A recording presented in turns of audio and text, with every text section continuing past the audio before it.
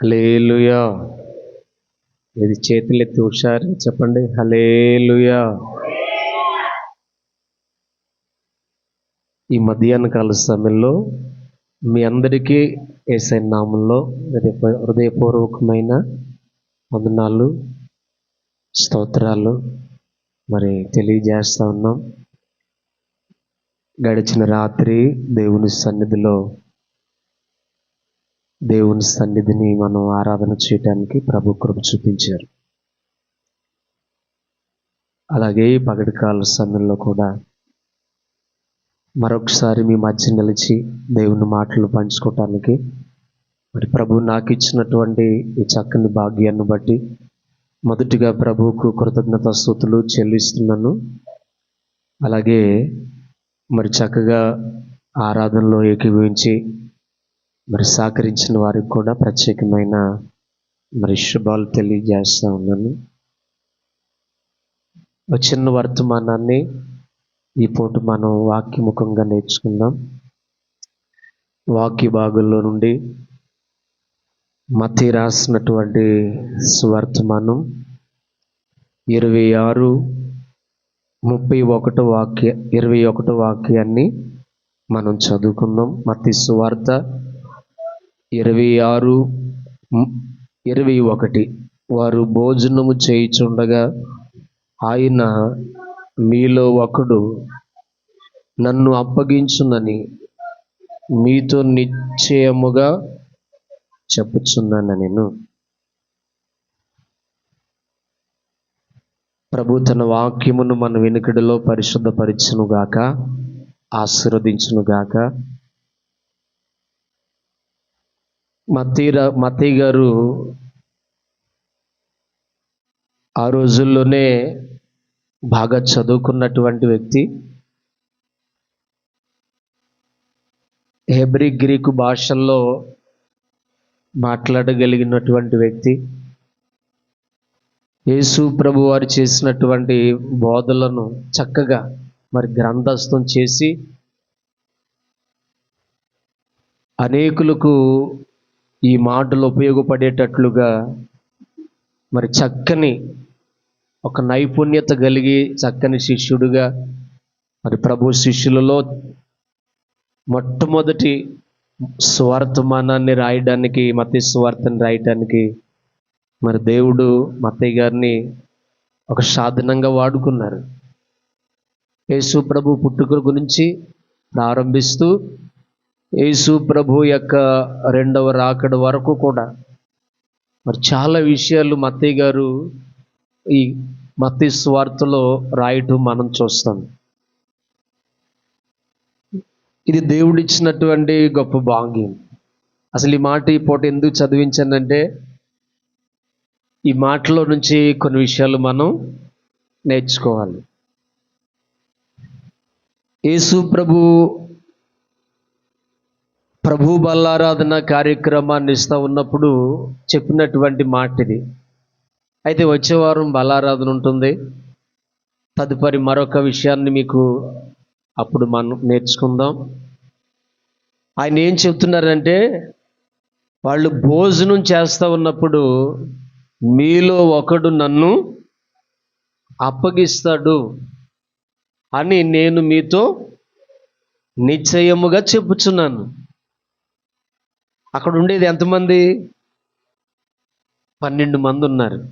యేసు ప్రభు వేసుకుని 13 అయ్యారు. ఇప్పుడు 12 మందిలో ఒకడు నన్ను అప్పగిస్తా ఉన్నాడు అని చెప్పేసి ప్రవచన రూపంగా ప్రభు అక్కడ మాట్లాడారు. ఇప్పుడు ప్రవచన రూపంగా మాట్లాడినప్పుడు వాళ్ళకి కొంచెం గలిబిలయింది, కలవరం వచ్చింది. కలవరం వచ్చి నేనంటే నేనా అని ఒకళ్ళు మాట్లాడుకుంటా ఉన్నారు. నిజంగా యేసయ్య ప్రవచనం పలికినప్పుడు వీళ్ళు ఇంత భర్జన అయ్యేటట్లుగా కాకోకుండా ఆ మాట ఏదో రూఢిగా ఫలానా అని చెప్పొచ్చు కదా. ఏమండి, అర్థమవుతుందా? ఇంచుమించుగా 2 వారాల క్రిందట శనివారం రాత్రి ఉపవాస ప్రార్థనలో పరిశుద్ధాత్ముడు ఓ సందర్భాన్ని మాట్లాడారు.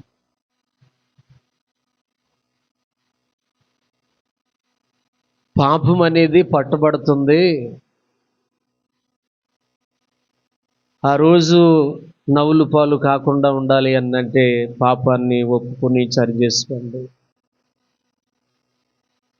ఇది దేవుని ఆత్మ కలిగిన సంఘము, ఈ సంఘం ద్వారా నాకు మహిమ రావాలి, కానీ నాకు అవమానం అనేది రాకూడదు అని పరిశుద్ధాత్ముడు మాట్లాడారు. చాలా మందిలో ఉన్న అపోహ ఏంటంటే,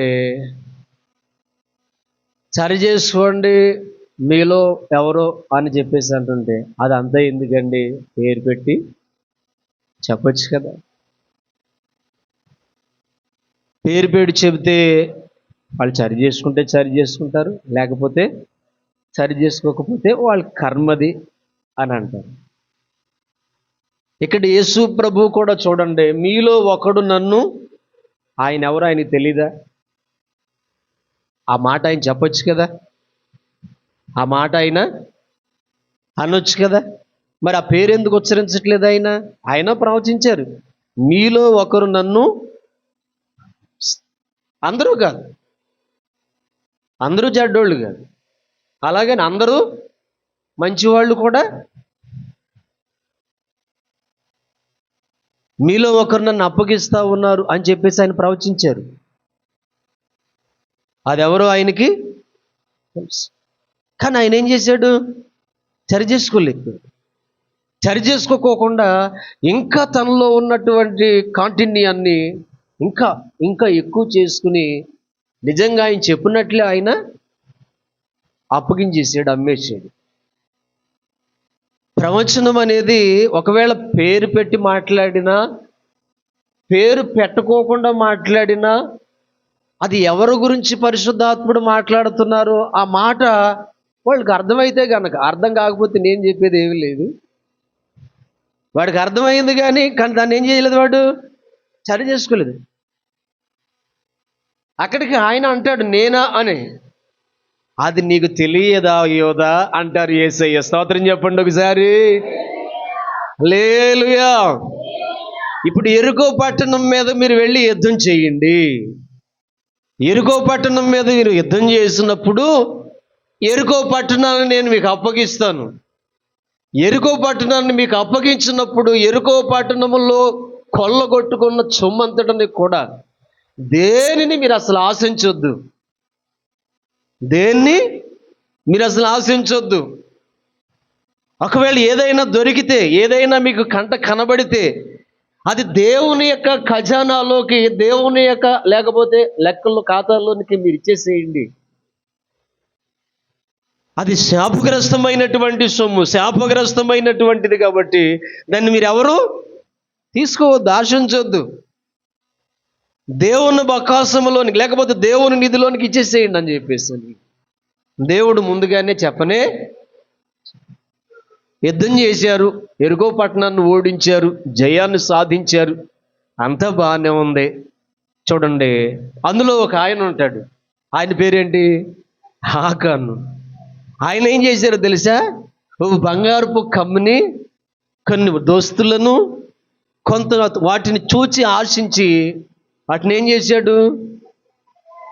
తన గుడారంలో దాచిపెట్టుకున్నాడు. సేవకుడు ఏమని చెప్పారు? దేవుడు ఏమని ఆజ్ఞాపించారు? దాన్ని మీరు ఆశించుకోకూడదు, అది శపితమైంది కనుక దాన్ని మీరు ఎవరు కూడా చూడొద్దు, ఆశించొద్దు అని చెప్పేసి అని చెప్తే, అలాగా ఆ మాటకి ఆయన వ్యతిరేకంగా దాన్ని ఆశించాడు. బంగారపు కమ్మిని, అంతే కదా, ఆ దుస్తులను ఆశించాడు, అవి గుడారంలో దాచిపెట్టుకున్నాడు. తర్వాత హాయి అనే ప్రాంతం మీదకి వెళితే అక్కడ ఇశ్రాయేలీలకు వాటిమి కలిగింది, ఓడిపోయారు.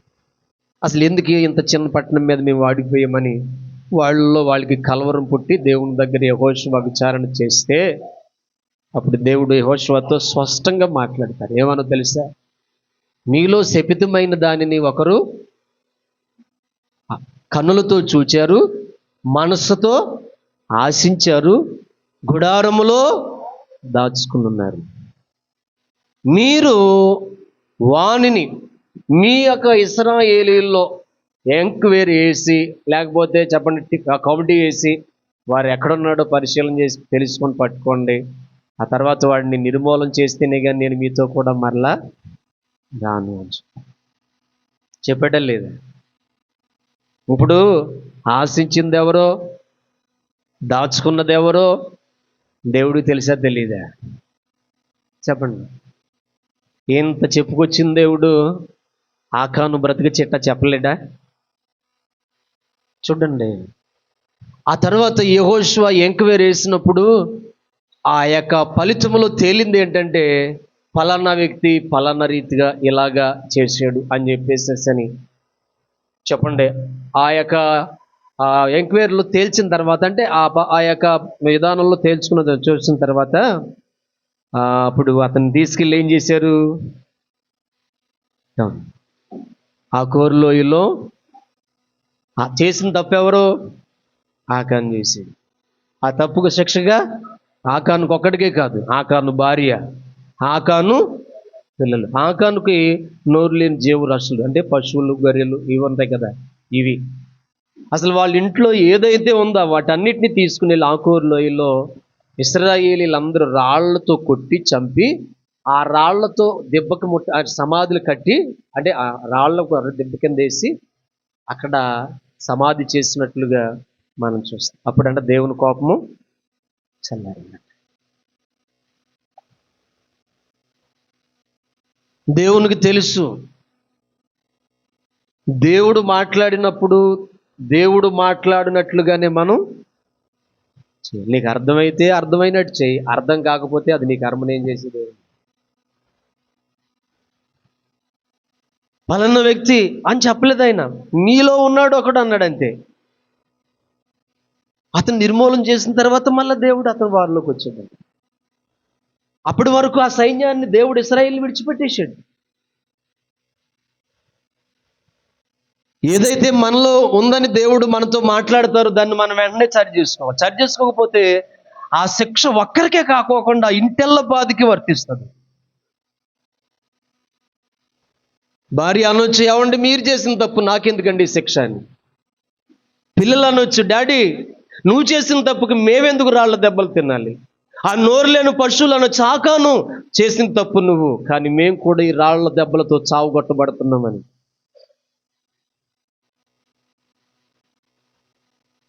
ఆకాను చేసినటువంటి ఆ పాపం ఇంటెల్ల పాదికి శాపంగా మారి ఆకోరు లోయలో రాళ్ల చేత చంపబడ్డారని చెప్పేసి బైబిల్లో వాక్యం మనం చూస్తాం. 1 సమూయేలు గ్రంథం 16వ అధ్యాయంగా మీరు చదవక్కర్లేదు. సౌలు దేవుని యొక్క అభిషేకాన్ని చెప్పండి పాడు చేసుకున్న తర్వాత, దేవుని యొక్క ఆత్మను పోగొట్టుకున్న తర్వాత దురాత్మ అతనిలోకి వచ్చేసింది. పాలనంతా కూడా రాంగ్ రూట్లో వెళ్ళింది. ఒక దురాత్మతను మెరిపించటం వలన పాలనంతా కూడా దుష్ట పాలనగా మారిపోయింది. సమూయేలు దుఃఖాక్రాంతుడై ఏడుస్తున్నాడు, సౌలు రాజుగా అభిషేకించినందుకు. ఒకరోజు దేవుడు మాట్లాడుతుంటారు, సమూయేలు నా మాట విననివాడైన సౌలు కోసం దేవారాత్రులు ఎందుకు ఏడుస్తావు? నీ తైలపు కొమ్ములో అభిషేకపు నూనె నింపుకుని బెత్లెహేము అనే గ్రామం యెష్షయి అనే ఇంటికి వెళ్ళు. యెష్షయి కుమారుల్లో నీవు ఒకరిని రాజుగా నా కొరకు, నా ప్రజలైన ఇశ్రాయేలు మీద ఒకరిని రాజుగా నియమించుమని చెప్పేసి దేవుడు మాట్లాడు. లేచాడు, తైలపు కొమ్ములో అభిషేక తైలం పోసుకున్నాడు. కొమ్ములో ఆ నూనె పట్టుకుంటూ చూడండి ప్రయాణమై బెత్లెహేముకు వెళుతున్నాడు. చూడండి సమూయేలు ఎక్కడికైతే వెళ్ళాలని దేవుడు మాట్లాడారో అక్కడికి వెళ్ళాడు. వెళ్ళిన తర్వాత ఒక మత గురువు వచ్చాడని యెష్షయి అనేటువంటి దావీదు తండ్రి చక్కటి ఆతిథ్యం ఇచ్చారు, లేకపోతే చక్కటి అక్కడ కార్యక్రమాన్ని అక్కడ ఏర్పాటు చేశారు. అయ్యా మీరు ఎందుకు వచ్చారు, అసలు సమాధానంగా వచ్చారా ఏంటి అని చెప్పేసి ఉన్నపాళంగా వచ్చారంటే, ఇలా దేవుడు నాతో మాట్లాడారు, మీ బిడ్డల్లో ఒకరిని రాజుగా అభిషేకించమని. మీ కుమారులందరినీ పిలవమని పిలిచాడు. పెద్దవాడిని చూశాడు, మంచి ఎత్తుగా ఉన్నాడు, మంచి బలంగా ఉన్నాడు, మంచి యవనుడు. దేవుడేమన్నాడు, నేను కోరుకున్నవాడు ఇతను కాడు, రెండవ వాడిని ఇతను కాడు, మూడవ వాడిని ఇతను కాడు. అలాగే ఎంతమందిని చూశాడు? 7 కుమారులను చూశారు. అందరూ బాగున్నారు, చక్కని యువకులు, చక్కని నైపుణ్యత ఉంది. కానీ నీకు వీళ్ళేనా ఇంకెవరైనా కుమారులు ఉన్నారు అన్నాడు. అన్నప్పుడు అప్పుడు యెషయా ఏమంటాడు, ఆఖరి వాడు ఉన్నాడండి, వాడి ఇంట్లో ఉండడు, గొర్రెల దగ్గర ఉంటాడు, కొండల్లో గొట్లలో గొర్రెలు మేపుతూ ఉంటాడు అని చెప్పేసేసానండి. అప్పుడు సరే అతను కూడా పిలవనంపండి, వచ్చేంత వరకు కాసేపు కూర్చుందాం అని చెప్పేసి చూడండి సమూయేలు గారు అంటారు. అలాగే గొర్రెల కాపరి దగ్గరికి కౌరు వెళ్ళింది, దావీదు వచ్చారు. వచ్చి రాగానే దేవుడు సమూయేలుతో మాట్లాడతాడు, ఇదిగో నేను కోరుకున్నవాడు ఇతడే, ఇతని మీద ఆ అభిషేక తైలం పోసి ఇశ్రాయేలుకు రాజుగా చేయమని చెప్తాడు. అప్పుడు సమూయేలు అంటాడు, ఏంటి ఈ బాలుడా, ఏంటి ఇశ్రాయేలీలకు రాజు అవుతాడా అని మనసులో అనుకుంటాడు. అప్పుడు దేవుడు అంటాడు, నువ్వు పై రూపమును ఎత్తును చూస్తున్నావు, మనుషులు చూస్తారని, నేను మనుషులు చూసినట్లు చూచే దేవుడును కాదు, నేను హృదయాలను చూచే దేవుడు, ఇతడు గొప్పవాడు అవుతాడు అని చెప్పేసి దేవుడు మాట్లాడు. నేను ఎందుకు ఈ విషయాలు చెప్తున్నానంటే, యెషయా కుమారుల్లో ఒకరిని అభిషేకించు అని చెప్పకపోతే దావీదును అభిషేకించు ఆఖరి వాడు అని చెప్పొచ్చుగా. దావీదు పేరు ఎందుకు చెప్పుకోకూడదు? చెప్పలా. ఆకాను పాపం చేశాడని దేవుడు పేరు ఎందుకు చెప్పలా. మీలో ఒకడు పలానా నన్ను అప్పగిస్తాడు అని ఎందుకు చెప్పలేడు దేవుడు? చెప్పలా. దేవుని మాట, మనం ఏ మాట అయినా సరే ఆ మాటకు శిరస్సు వంచాలండి. ఆత్మీయ తల్లిగారులో నుంచి దేవుడు మాట్లాడిన ప్రతి మాట కూడా మేము ఆమేన్ అనేవాళ్ళం. అంతే, అవునుగాక అవునుగా. ప్రవచనం అనేది మనుషుని యొక్క వేచన బట్టి పుట్టేది కాదు. మరి ఎలా వస్తుంది ప్రవచనం? దేవుని ఆత్మ వారిని ప్రేరేపించినప్పుడు దేవుడు వారిలో ఉండి పరిశుద్ధాత్ముడు మాట్లాడతారు. మీరు చూడండి మత్తయి సువార్త 12వ అధ్యాయం 32వ వాక్యాన్ని మనం గనక చదువుకోగలిగితే, మనుష్య కుమారునికి విరోధంగా మాట్లాడు వానికి పాప క్షమాపణ కలదు గాని పరిశుద్ధాత్మనికి విరోధంగా మాట్లాడు వానికి ఇదిగో ఈ యుగమందైనను రాబోవు యుగమందైనను పాప క్షమాపణ లేదు. యేసు ప్రభువును ఒకవేళ బూతులు తిట్టినోళ్ళు ఉన్నారు, యేసు ప్రభువును ఒకవేళ దుర్భాషలాడిన వాళ్ళు ఉన్నారు, వాళ్ళకి క్షమాపణ ఉందంటండి. ఇక్కడ మనలో కొంతమంది యేసు ప్రభువుని తిట్టినోళ్ళు లేరా? యేసు ప్రభువుని నమ్ముకోకముందు వాక్యమే చెబుతుంది, మనుష్య కుమారునికి విరోధంగా ఒకవేళ బూతులు మాట్లాడినా, అబద్ధాలు మాట్లాడినా, లోకపు మాటలు మాట్లాడినా, ఆయన నామానికి ఒకవేళ నువ్వు ఇబ్బందికరంగా మాట్లాడిన, మనుష్య కుమారుడు అంటే దైవ కుమారుడు యేసు ప్రభు వారికి విరోధంగా మాట్లాడేవారికి క్షమాపణ ఉంది. కానీ ఎవరికి విరోధంగా మాట్లాడితే క్షమాపణ లేదు? పరిశుద్ధాత్మునికి విరోధంగా మనం ఏదైనా మాట్లాడితే ఈ యుగమందైనను రాబోవు వాళ్ళకి ఏమి లేదంట, ఆ క్షమాపణ లేదంటే. ఒక మాట మీరు గుర్తుపెట్టుకోండి, పరిశుద్ధాత్మ దేవునికి విరోధంగా మనం ఏదైనా మాట్లాడినా, నీకు నచ్చితే నచ్చినట్టుగా చెయ్యి, నచ్చకపోతే నచ్చినట్టుగా చెయ్యి. దేవాది నీ చిత్తం నాయనా, ఎవరి కోసం మాట్లాడావో వాళ్ళకి అది అర్థమైన గాక అని అనుకో, అంతే.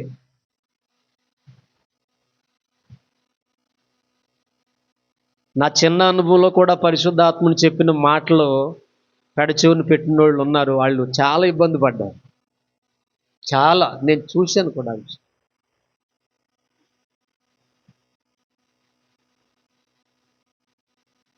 పరిశుద్ధాత్మ దేవుడు కొన్ని విషయాలు మరుగు చేసి మాట్లాడతారు. అందుకే అంటది బైబిల్లో, మర్మాన్ని మరుగు చేయుట యెహోవాకు ఘనత, దాన్ని విప్పు చెప్పటంలో రాజులకు. ఒకసారి మనకి 2 గదులు ఇల్లు ఉండేది కదా, ఇలాగా తూర్పు గుమ్మాలు. ఉపవాస కూటలు పెట్టుకున్నాము. పెట్టుకుంటే నాకు దేవుడు తన ఆత్మ ద్వారా ఒక విషయాన్ని చూపించి, కంచి మేకలు అంటారు చూసారా, కంచి మేకలు అవి ఎంత ఉంటాయి, పొట్టుగా ఉంటాయి. ఇంత పొట్టి మేక ఒక స్త్రీని దమ్ము చేలో పడేసి, ఆ దమ్ములో దమ్ము చేయనట్టు బాగా దున్ని మెత్తగా నీళ్లు పెట్టి ఉంటుంది కదా ఊడి పొడ్చడానికి, పొట్టి మేక చాలా కొరసుగా పొట్టిదండి. బలమైన మనిషిని ఆ దమ్ములో పడగొట్టేసి కొమ్ములతో ఆ బురదలు మొత్తం కూరుకుపోయేలా, అంటే కనీసం చిన్న వస్త్రం చెంగు కూడా కనపడుకోకుండా అందులో తొక్కేసి. ఎందుకు నేను అప్పుడే ఆ చేను గట్టు అంటే వెళ్తున్నా, గట్టు అంటే ఆ వ్యక్తి మన సంఘంలో మనిషి. అరే ఇంత చిన్నది మేక దమ్ములో పడేసి తొక్కేస్తుంటే సిగ్గు లేదా ముఖానికి అని చెప్పేసి ఆ మనిషిని పట్టుకుని పైకి లేపి దాన్ని పేట కొట్టగానే పారిపోయింది. నాకు దేవుడు చూపించారు. అప్పుడు నేనేమన్నానంటే, అమ్మా ఈరోజు ఆఖరి కూటం కాబట్టి మీరందరూ ప్రార్థనలో ఉండండి. మీరు ప్రార్థనలో ఉంటే ప్రభు మిమ్మల్ని బలపరుస్తారు. ఇక మిగతా చిన్న చిన్న కార్యక్రమాలు అవి ఉన్నాయా, అవి వేరే వాళ్ళు చేస్తారులే అని చెప్పేసి. ఇక ఆ తల్లి అపార్థం చేసుకుందాము, అంటే వంటల దగ్గర మీరు ఉండొద్దమ్మా, పలానా మనిషి అని చెప్పలేదు నేను, అంటే అపార్థం చేసుకుని అదొక రకంగా బాధాకరంగా. సరే, ఆ తర్వాత అదే దర్శనం అదే విధంగా ఇంకొక ఆయన వచ్చేవారు, ఆయన ఇప్పుడు మానేశారులేండి. ఆయనకి అదే కనబడి ఆయన ఏం చేశాడంటే పలానా మనిషి అని తర్వాత చెప్పాడు. చెప్తే 3 నెలలు మాంత్రిక ప్రయోగాల చేత ఆ కుటుంబం ఎంత బాధపడ్డారంటే చెప్పనా. దేవుని ఆత్మ చెప్పినా, దేవుని సేవకుల ఆత్మ చేత చెప్పినా ఆ మాట ఎందుకు చెప్పారు అనే ఇంగిత జ్ఞానం అనేది మనకు ఉండాలి. ఆ మాట మీరు ఆలోచించాలి. చాలా భయంకరమైన శోధనకు గురైపోయింది ఆ కుటుంబం. తర్వాత చాలా ఇబ్బంది పడిపోయింది. అమ్మా పేరు పెట్టి చెప్తే బాగోదులేని, అందుకే దాన్ని మరుగులు చేసి చెప్పమన్నారు దేవుడు అని చెప్తే, ఆ తర్వాత అయ్యా నాకు అర్థం అవ్వలేదు, క్షమించు.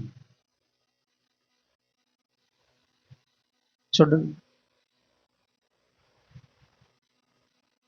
యేసు ప్రభు దగ్గర మనం ఎలా బ్రతుకుతున్నాం అన్నది దేవునికి సమస్తము తెలుసు. ఇవాళ దేవుణ్ణి అప్పగించే వాళ్ళు ఎవరు? యేసు ప్రభు వారిని అంగీకరించేవారు ఎవరు? అసలు ఎవరో కూడా అర్థమై కావట్లేదు. ఇప్పుడు రాత్రి చెప్పానుగా, చార్లీ కిక్ ఆవిడ భార్య, అమ్మ మరి మొన్నటిదాకా భర్త ఉన్నాడు కాబట్టి బాగానే ఉంది, మరి భర్త లేడు కదా, ఇప్పుడు పరిస్థితి ఏంటంటే ఆవిడ ఒకటే మాట అన్నాను, ఏ దేవుడైతే నాకు ఆ భర్తను ఆయన్ని అనుగ్రహించాడు, ఇప్పుడు ఆ భర్తను ఆయనే తీసుకున్నాడు, ఆ దేవుడే నాకు భర్తలా తోడుంటాడని చెప్పిందంటండి. స్తోత్రం చెప్పండి, హల్లెలూయా. నిజమా కదా? మరి ఎంత గొప్ప సాక్ష్యం అది.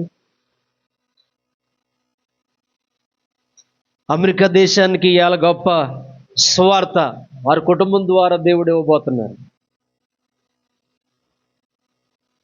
ఇక్కడ వాక్యం చెబుతుంది, మనుష్య కుమారునికి మనం విరోధంగా మాట్లాడితే క్షమాపణ ఉంటుందంట, కానీ పరిశుద్ధాత్మునికి విరోధంగా మాట్లాడితే ఈ యుగమందైనను రాబో యుగం అంట, మరి అది ఇప్పుడు వస్తుందో తెలియదు, కానీ అప్పుడు కూడా క్షమాపణ ఉండదంట.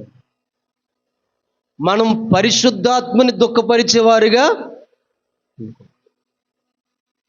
పరిశుద్ధాత్మని మనం ఏడిపించేవారిగా ఉండకో, పరిశుద్ధాత్మని మనం చెప్పండి బాధ పెట్టేవారిగా ఉండకో. పరిశుద్ధాత్మ దేవుడు ఏ మాట మాట్లాడినా ఆ మాటకు మనం శిరస్సు వంచాలి,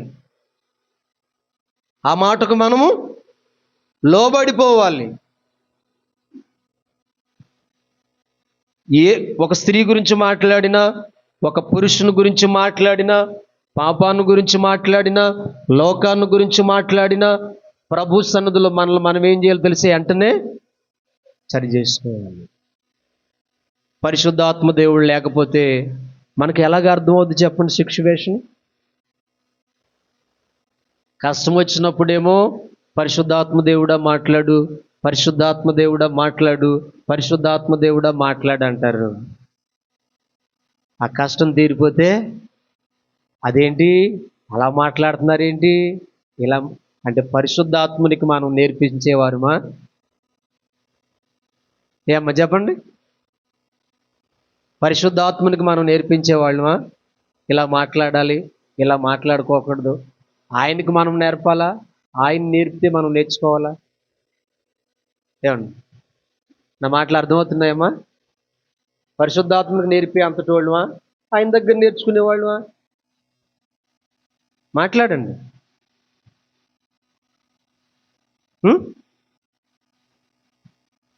దేవుని ఆత్మ మనతో మాట్లాడుతున్నప్పుడు, అసలు దేవుని ఆత్మ మనతో మాట్లాడకపోతే మనకి ఏం తెలుసు?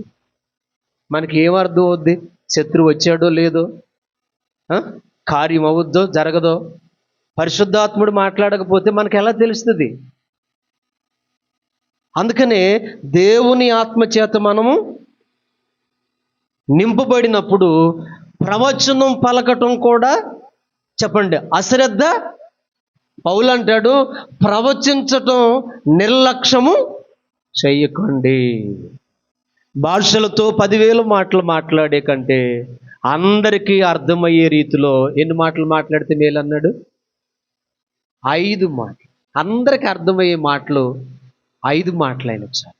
అంటే 10,000 మాటలు భాషలతో మాట్లాడటం అంటే ఆమె దేవునితో మాట్లాడుతూ ఉంది. ప్రభువా నేను పాపిని, ప్రభువా నేను పాపిని. భాషలో తన పాపాల గురించి ప్రభు దగ్గర ఒప్పుకుంటుంది భాషలతో మాట్లాడటం అంటే. అలాగే తెలుగులో మాట్లాడటం అంటే అది సంఘానికి అవసరం.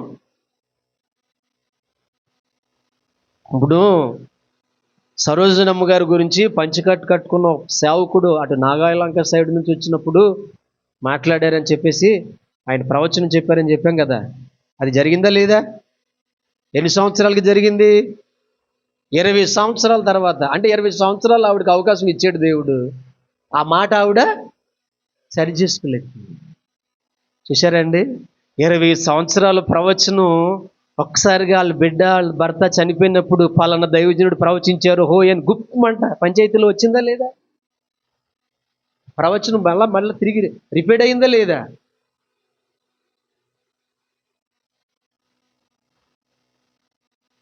దేవుడు మాట్లాడతారు. పరిశుద్ధాత్మ ద్వారా మాట్లాడినప్పుడు ఆ మాట ప్రకారంగా మనము ఏదైనా శోధన వస్తుందని చెప్పారనుకోండి, పరిశుద్ధాత్ముడు చెప్పినప్పుడు ఆ మాటకు మనం ఏం చేయాలి? లోబడి ప్రార్థన చేయాలి. చేయాలా వద్దా? చేయాలి. ఇప్పుడు ఘనురాలికి మగ సంతానం ఎవరి ద్వారా కలిగింది? ఎలీషా గారు నీకేం కొదువు అయిందో చెప్పమని చెప్పేసి గ్యాజుని పంపిస్తే అన్నీ ఉన్నాయి కానీ ఆవిడకి సంతానం లేదన్న. ఎలీషా ఏమన్నాడు? మరలా వచ్చే సమయం మరలా ఈ రోజులు వచ్చేటప్పుడు నీకు మగ సంతానం ఉంటుంది అన్నాడు. ఓ ప్రవచనం చెప్పాడు ఆయన. ఆవిడ అడగల, ఈయనే చెప్పాడు. చెప్పిన ప్రవచనం ఆ కాలమానాన్ని ప్రకారంగా నెరవేరింది. ఆ బొడ్డోడు అంతటోడు అయ్యాడు. ఒకరోజు వాళ్ళ చేలో కోత కోస్తున్నారు. నా తలపోయినాయి అంటే తలపోటు వస్తుంది అన్నాడు. సరే నార్మల్గా వచ్చే తలపోటు ఏమని చెప్పేసి అనుకున్న వాళ్ళు ఏం చేశారు? కాసేపు చెట్టు నీడని గట్టి మీద కూర్చోబెట్టి వాళ్ళు పని వాళ్ళు చేసుకుంటుంటే బొడ్డోడు చనిపోయాడు. చనిపోతే ఇప్పుడు ఆవిడ ఏం చేసింది? పనోళ్ళకి చెప్పలా, భర్తకి చెప్పలా. చెప్పండి, ఒక గాడిదకి గంత కట్టించి ఓ పని మనిషి శీఘ్రంగా తోలమని దైవజనుడి దగ్గరికి వెళ్ళింది. ఈ విషయం దైవజనుడి దగ్గరికి వెళ్ళిన తర్వాత దైవజనుడు తెలిసిందా ఈ విషయం? ఆత్మ కలిగిన వాళ్ళకి కూడా కొన్ని విషయాలు దేవుడు ఏం చేస్తాడో తెలుసా? మరుగుపరుస్తారు, చెప్పరు. ఎందుకు చెప్పలేదనంటే అది దేవుని చిత్తం. అందరికీ చెప్తారు, అయ్యగారు అమ్మగారు మాకే దర్శనం చెప్పరు, ప్రవచనం చెప్పరు అంటారు. అలా కాదు. అది అక్కడ ప్రభు మాట్లాడితేనే వస్తుంది. అది మాట్లాడుకోకుండా మనమేమి మాట్లాడినా అప్పుడు అది నెరవేరదు. అమ్మ దేవుడు నాకెందుకో ఈ విషయాన్ని మరుగు చేసాడంట. మరుగు చేశాడు దేవుడు. ఎందుకో ఇంత దుఃఖం వచ్చిందా, ఇంత కష్టం వచ్చిందా, అది నేను నీ ఇంటికి వస్తున్నానని చెప్పేసి దైవజనుడు వచ్చి ఆ యొక్క చనిపోయినటువంటి బిడ్డ మీద తన బాడీ పెట్టి ప్రార్థన చేసినప్పుడు మరలా తిరిగి బ్రతుకుతాడు. స్తోత్రం చెప్పండి గట్టిగా, హల్లెలూయా. అంటే దేవుని ఆత్మ ద్వారా కొన్ని బయలుపరచబడతాయి. చూడండి, దేవుని ఆత్మ ద్వారా కొన్ని మరుగు చేయబడతాయి. కొన్ని విషయాలు చెప్పమంటాడు దేవుడు, కొన్ని విషయాలు మరుగు చేస్తారు దేవుడు. చెప్పమన్నప్పుడు సంఘంలో మనం ఏం చేయాలంటే వెంటనే సరి చేసుకోవాలి. దైవజనుడా అని ఒకవేళ నా గురించి దేవుడు మాట్లాడారు అనుకోండి, నేనేం చేయాలి? వెంటనే ప్రవచనానికి లోబడి. ఎంతమంది లోబడుతున్నారు దేవుని ప్రవచనానికి? లోబడుతున్నారమ్మా? లోబడుతున్నారా? అసలు దేవుడు మాట్లాడతాడనే ఆశ ఎవరికొందో చెప్పండి. ఒక్కరోజు పరిశుద్ధాత్మ దేవుడు మాట్లాడకపోతే ఆ రోజు ఎంత బాధపడేవాళ్ళు మేము. ఒక్కరోజు పరిశుద్ధాత్ముడు మాట్లాడకపోతే.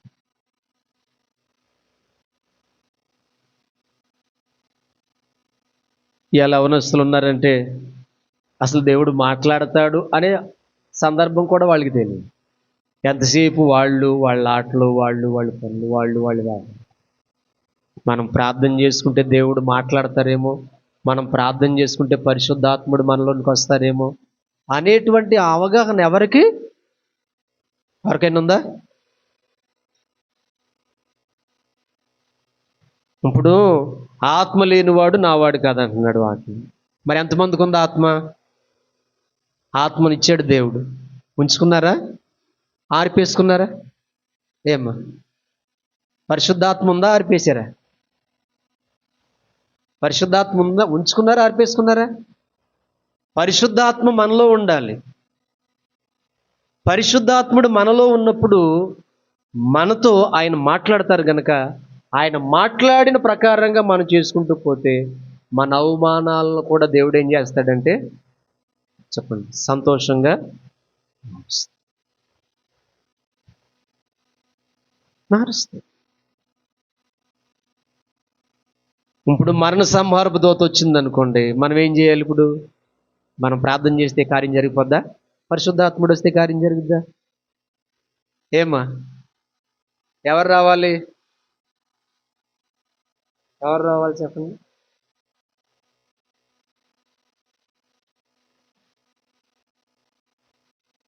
మన దైవ సేవకురాలు పరిశుద్ధాత్మ పొందుకున్నప్పుడు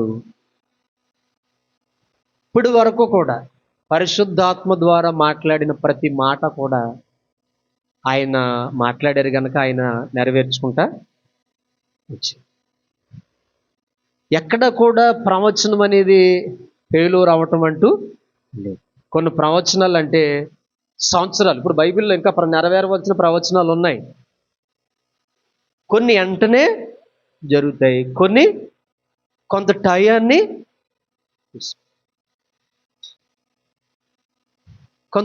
తీసుకుంటా ఉంటాం. ఒకసారి అప్పుడు ప్రేమ కుమార్ అమ్మగారు ఉన్నారు. ఇలా ఇంటి మీద అరి దగ్గర మీద ప్రార్థన చేసుకుంటున్నారు. పాటలు అయిపోయినాయి, ఆరాధన అయిపోయింది, వాక్యం అయిపోయింది. తర్వాత ప్రవచనం, అమ్మగారిలో పరిశుద్ధాత్మ ప్రవచనం మాట్లాడింది. పరిశుద్ధాత్ముడు వచ్చి నా కుమారి, ప్రేమ కుమారి, నీ కుమారుని ద్వారా నీకు అవమానం కలగబోతుంది అన్నాడు. ఆమె ఈ మాట గుర్తుందా? అమ్మగారు, రూతమ్మ గారు గుర్తుందమ్మా? గుర్తులేదు. నీ కుమారుని ద్వారా, నీ పెద్ద కుమారుని ద్వారా నీకు అవమానం కలగబోతుందని చెప్పేసి. తర్వాత ఆశీర్వాదం ప్రార్థన అయిపోయింది. ప్రార్థన చేయించుకునే వాళ్ళకి ప్రార్థన చేసి మాతో కానీ అమ్మగారితో కానీ మాట్లాడుకోకుండా ప్రేమ కుమార్ అమ్మగారు ముఖం ముడుచుకుని వెళ్ళిపోయింది. ఇంటికి వెళ్ళిపోయింది. అరే, పరిశుద్ధాత్మ దేవుడు మాట్లాడితే, అయ్యా ఎందుకు ఇలాగా పరిశుద్ధాత్ముడు మాట్లాడారు అయ్యా ఏమో ఏం జరుగుద్దో, మీరు మా కోసం ప్రేయర్లో పెట్టండి అయ్యా, ప్రార్థన చేయండి అని అడగాల వద్దా? ఏం అడక్కోకుండా ఆ దేవుడు, ఆ పరిశుద్ధాత్ముడు మాట్లాడినందుకు మాట ముఖం చిన్నబుచ్చుకుని ఇంటికి వెళ్ళిపోయింది. కొద్ది రోజుల తర్వాత మేము భీమవరం ఆయన పెళ్లి చూపులకి వెళ్ళాం. శ్రీనిబాబు భీమవరం పెళ్లి చూపులకి వెళ్తే ఆ పెళ్లి చూపుల్లో నచ్చిందంటే ఒకళ్ళు, నచ్చలేదని ఒకళ్ళు, ఇలాగ అలా కొంచెం తర్జన భర్జన పడ్డారు. సరే నచ్చలేదని అనుకున్నారు, కానీ తర్వాత మళ్ళీ ఎందుకో అటు ఇటుగా సరే ఏమైందిలే అని చెప్పేసి ఓకే చేసుకున్నారు. అందరం తినేసి వచ్చాం. అప్పుడు నాన్నగారు సత్యమూర్తి గారు కూడా ఉన్నారు. భీమవరం మేము వెళ్ళి తర్వాత ఇంటికి వచ్చిన తర్వాత మరి శ్రీనిబాబుకి అక్కడే నచ్చలేదు, ఇబ్బంది అయింది. తర్వాత తన మనసుకి కొంచెం ఇబ్బందిగా ఉంది, కుదరదు అని చెప్పేసి వద్దన్నాడు. రేపు భోజనాలు చేసేసిన తర్వాత ఇప్పుడు వద్దంటే ఇబ్బంది అవుద్దులే అని చెప్పేసానంటే అప్పుడు వాళ్ళు వచ్చి గొడవ పడ్డారు. గొడవ పడితే సర్లే పీటల మీద పెళ్ళిళ్ళు ఆగిపోతున్నాయి, ఇది దీనికి ఏం వచ్చిందిలే, సరే అయ్యా ఇంకా వద్దన్న దాన్ని మళ్ళీ చేస్తున్నాం, మళ్ళీ ఇబ్బంది పడతారులేని పెద్దవాళ్ళు దైవజనులు నాన్నగారు వాళ్ళు ఉండి సరి చేశారు.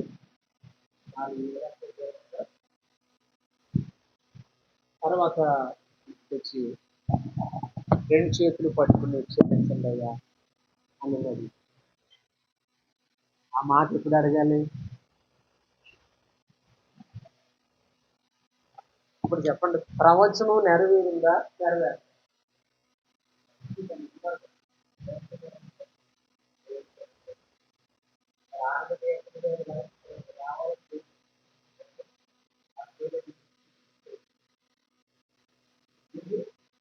జరిగిన తర్వాత ఆ మాట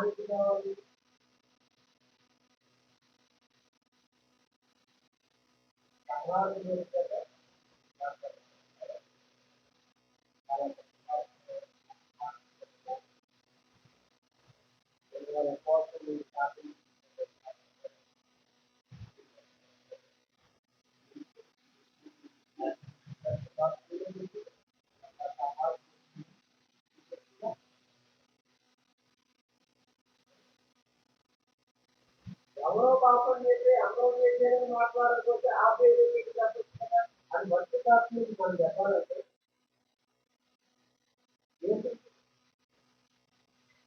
ఇవాళ వాక్యం ఏంటంటే అని అనుకోవచ్చు. కొన్ని విషయాలు వాక్యం మనకి ఇలాంటి విషయాలు కూడా చెప్పాలి.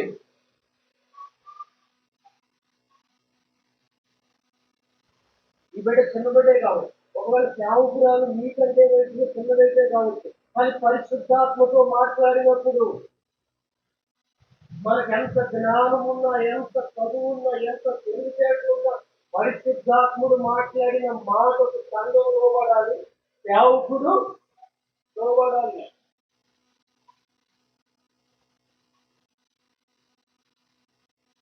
అది ప్రవచనం. దేవుని మాట దేవుడు జరిగిస్తాడు. బైబిల్లో రాయబడి ఉంది, నా సేవకుని మాట లేదా నా సేవకురాల మాట నేను రూఢపరుస్తాను. స్తోత్రం, హల్లెలూయా. దేవుడు మాట్లాడుకోకుండా నేను మాట్లాడుకోకూడదు, దేవుని ఆత్మ మాట్లాడకుండా సేవకురాలు మాట్లాడుకోకూడదు.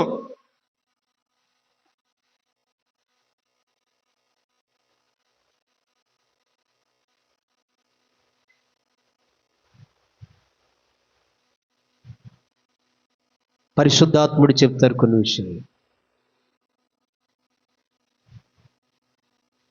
ఈ రోజున పరిశుద్ధాత్మ అంటే చాలా మందికి ఏదో అలా ఉంది. కొంతమంది ఇప్పటికీ అడుగుతున్నారు, అయ్యా మాకు కూడా ఆత్మనే ఉండని. కొంతమందికి అడక్కోకుండా వచ్చింది ఆత్మ పిల్లలకి. మరి ఆ ఆత్మను పాడు చేస్తున్నారా? బాగుంది, శుభ్రంగా భద్రపరుచుకుంటున్నారా? ఆత్మ అంటే ఏంటో తెలుసా? విమోచన దినము వరకు పరిశుద్ధాత్మని చేత మనం ముద్రించబడ్డామంటండి. అందుకే బైబిల్లో అన్నాడు, నా ఆత్మ లేనివాడు నావాడు కాదు. అంటే ఆత్మ లేనివారు దేవుని పిల్లలం కాదు. మనం ఎందరు దేవుని ఆత్మ చేత నింపబడతారు వారు దేవుని కుమారులు, దేవుని కుమార్తెలు అనబడతారని వాక్యం చెబుతుంది. పరిశుద్ధాత్ముడికి మీరు ఇంటి దగ్గర ఏం చేస్తున్నారో తెలుసు. పరిశుద్ధాత్మునికి మీరు ఎలా నడుస్తున్నారో తెలుసు. పరిశుద్ధాత్ముడు మన హృదయాంతరింద్రియాలను ఎరిగిన వాడు గనక పరిశుద్ధాత్ముని మనం దుఃఖపరిస్తే, పరిశుద్ధాత్ముని మనం ఏడిపిస్తే, పరిశుద్ధాత్ముని మనం కనుక దుఃఖపరిస్తే ఈ యుగమందైనా రాబో యుగమందైనా మనకేం లేదు. బతుకుండగా చేసింది పాపం అంటండి. మీకు తెలుసా? బతుకుండగా చేసినప్పుడు చేసేవి పాపాలు, చచ్చిపోయిన తర్వాత అవి దోషములు. అందుకే కదా దేవుని సన్నిధిలో యథార్థంగా నడుచుకుంటే 1000 తరాలు పుణ్యం, 1000 తరాలు భద్రత ఇస్తాడంట. దేవుని వాక్యానికి పరిశుద్ధాత్మనికి విరోధంగా నడుచుకుంటే 4-3 తరాలు వారి పిల్లల దోషములు మీ మీద వేస్తానన్నాడండి. బ్రతుకుండగా చేసినప్పుడు పాపం, చనిపోయిన తర్వాత అది దోషంలా మారుతుంది. పిల్లల మీద వేస్తాడంటండి మన దోషాలను తీసుకొచ్చి. ఇప్పటికీ ప్రార్థన చేసినప్పుడు నేను అనుకుంటూ ఉంటాను, ప్రభువా మా పితరుల దోషములు పాపములు మా మీద ఉన్న ఏమి తీసేయండి. 70 సంవత్సరాలు ఇశ్రాయేలు చెరలో చేసిన పాపాలు దానియేలు చెప్పండి ఉపవాసం ఉన్నప్పుడు ఒప్పుకున్నాడు అంటుంది, అయ్యా మా పితరుల దోషములు మా మీద ఉన్నాయి తీసివేయవాలి. వాళ్ళు లేరు, కానీ వాళ్ళు చేసిన పాపాలంట దోషాల్లో మారాయి. ఆ దోషములంట పిల్లల నడినెత్తి మీద ఉన్నాయంటండి. నువ్వెప్పుడు ప్రార్థన చేసినా నేనేదో యేసు రక్తం చేత కడగబడ్డాను, వాక్యం వింటున్నాను, ప్రార్థనకి వెళ్తున్నాను, చిల్లర మార్చి చందాలు వేస్తున్నాను, ఇది కాదు ప్రార్థన. నీ పితరుల పాపం ఇంకా నీ మీద ఉందేమో, ప్రభువా ఆ దోషములు మా మీద నుంచి తీసేయండి అని అడగాల.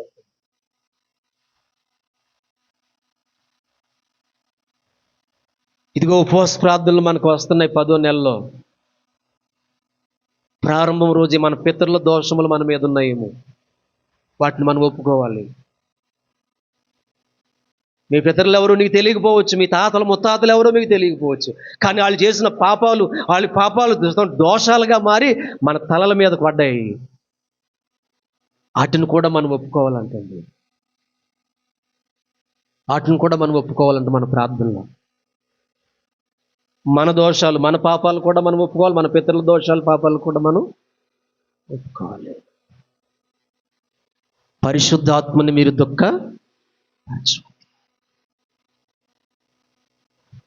ప్రవచనం వస్తే మాట్లాడండి, భయపడకండి. మీరు మాట్లాడిన ప్రవచన వాక్యానుసారమైంది అయితే కొంచెం టైం తీసుకున్న నెరవేరుతుంది. కానీ మనుషుని ఈచ్చను బట్టి మాట్లాడితే అది ప్రవచనం కాదు.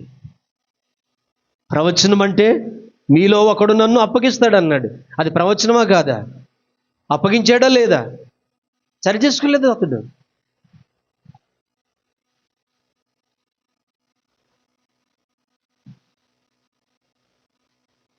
యెషయా కుమారులు ఒకడు అన్నాడు, కానీ పలానని పేరు చెప్పలేదు ఆయన. ఇశ్రాయేలీలో పాపం చేసిన వాడు ఉన్నాడు, అందుకే నేను మీతో రావట్లేదు అన్నాడు ఆయన. ఈ రోజున మనం ఏం చేస్తున్నాం? పాపం చేస్తున్నామా? దేవుని మాటని ధిక్కరిస్తున్నామా అనేది మనం కూడా ఒకసారి నా చిన్నతనంలో అయితే నిజంగా ఎవరైనా ఆత్మ కలిగిన వాళ్ళు ఉంటే వాళ్ళు పక్కన మోకరిస్తే ఒక చిన్న మాట అయినా మాట్లాడతాడని అంత ఆశపడేవాడిని. ఎవరికైనా ఆత్మ వచ్చి నా కుమారుడా భయపడద్దు నేనున్నాను అంటే చాలండి, ఆ రోజున ఏనుగు అంత బలం వచ్చేస్తుంది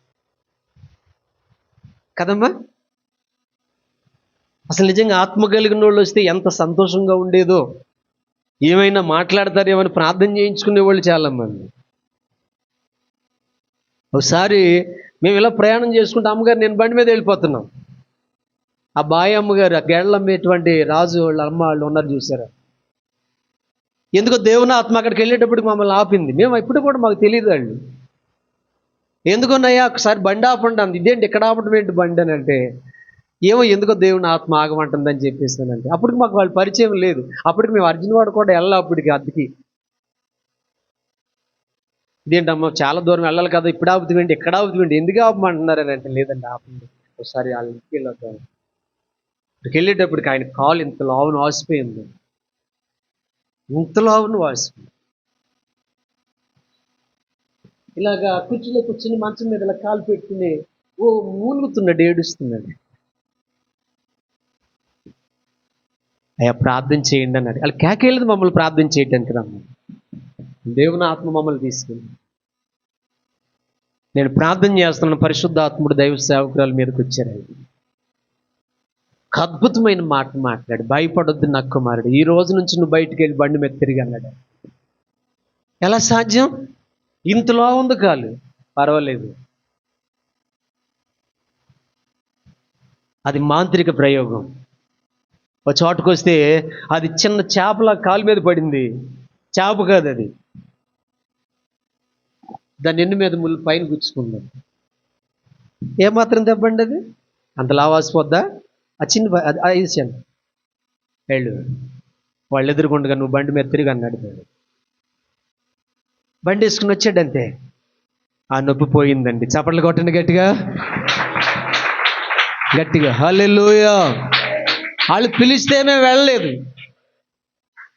పరిశుద్ధాత్ముడు తీసుకుంది. దేవునికి తెలుసు ఎవరు బాధలో ఉన్నారు, దేవునికి తెలుసు ఎవరు శ్రమలో ఉన్నారు, దేవునికి తెలుసు ఎవరు కష్టంలో ఉన్నారు, దేవునికి తెలుసు ఎవరు నిట్టూర్పులు ఈడుస్తున్నారు, దేవునికి తెలుసు ఎవరు మరణ పడక మీద ఉన్నారు, దేవునికి తెలుసు ఎవరు మూలుగుతున్నారో. ఆత్మదేవునికి అంతయు తెలుసండి. అందరి హృదయాలు ఎరిగి ఉన్నా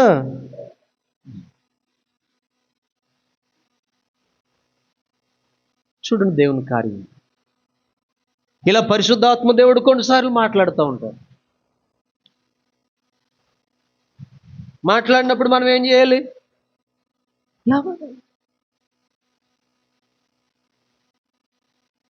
ఆత్మని నమ్మరు, దర్శనాన్ని నమ్మరు, సేవ చేస్తున్నామంటారు, సేవకులు అంటారు. ఎలా తెలుస్తుంది ఆ పేషెంట్ పరిస్థితి? ఎలా తెలుస్తుంది ఆత్మ లేకపోతే?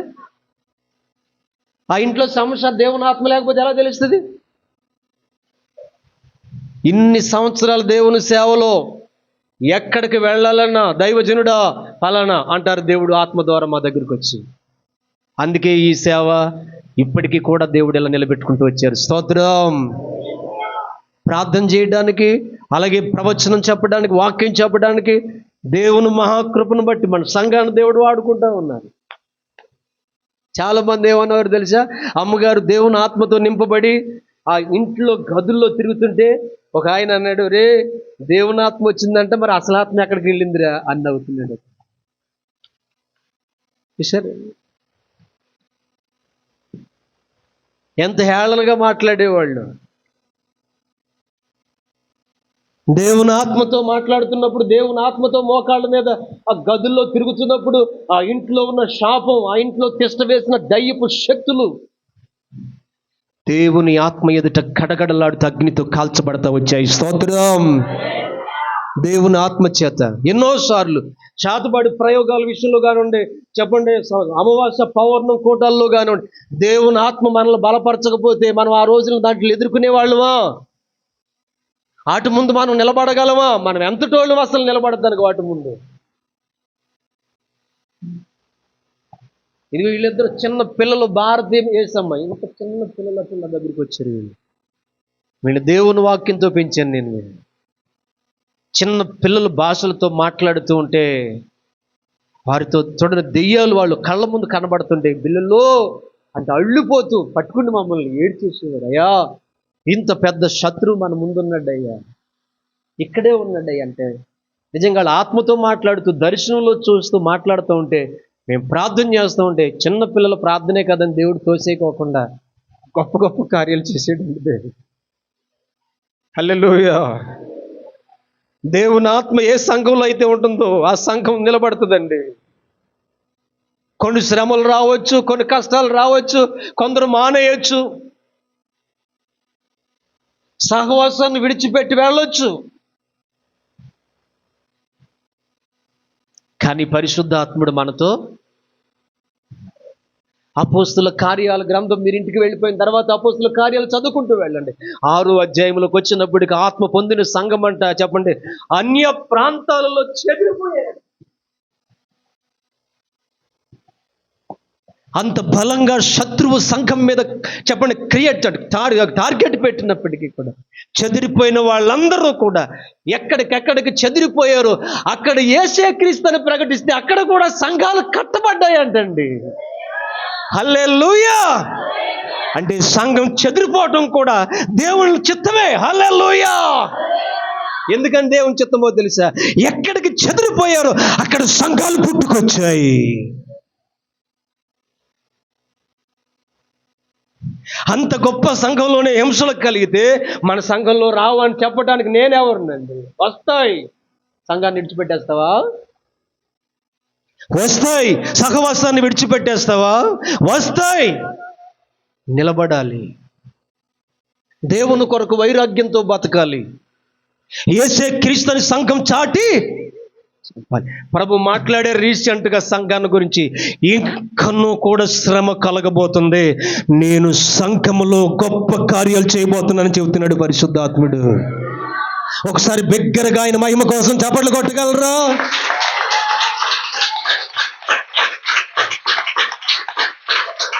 ఇంకనూ సంఘం బలహీనమం కాబోతుంది. పూర్వకాలం సంఘములో హింసలు రాలేదా? శ్రమలు రాలేదా? కష్టాలు రాలేదా? సంఘాన్ని నేను విడిచిపెట్టానా? నేను విడిచిపెట్టిన దైవజనుడా, చూస్తూ ఉండు, దీనిని మహిమ కలిగిన సేవగా మార్చబోతుందని అంటున్నారు ఆయన. మహిమ కలిగిన సేవ. అలాగంటగా ఇలాగంటగా అంటారు. అనుకున్న వాళ్ళే నిప్పడతాయి. ఇకిలించిన పళ్ళే బయటపడతాయి. దేవుని సన్నిధిలో ఓర్పు కలుగుందాం, ప్రార్థన శక్తి కలుగుందాం. దేవుని ఆత్మకు ఎదురు నిలిచిన వారుగా కాకుండా దేవుని ఆత్మకు మనల్ని మనం సరెండర్ చేసుకుంటూ, ఆత్మదేవుడా మీరు ఏం చెబితే నేను అది చేస్తాను, మీరు ఆజ్ఞ ఇవ్వండి, నేను శిరస్సు వంచుతానని చెప్పేసి దేవుని ముందు మనల్ని మనం తగ్గించుకోగలిగితే ఈరోజు శ్రమ రేపు ఆశీర్వాదంగా. భయపడకండి. శ్రమలు వచ్చినాయని, కష్టాలు వచ్చినాయని, బాధలు వచ్చినాయని మనం కృంగిపోకూడదు. మీరు ఆత్మ కలిగిన సంఘం అంటగా మీ సంఘంలో ఎందుకు ఇలా జరుగుతుందని అంటారు. అన్నివ్వండి, అవే మనకు దీవెనలు. అందుకే కదా కొత్త పాటలో, మా దేవా నీవే మా తోడుంటే అంతే చాలును, అపవాది తలచిన కీడులన్నీ మేలైపోవును. రాదమ్మా?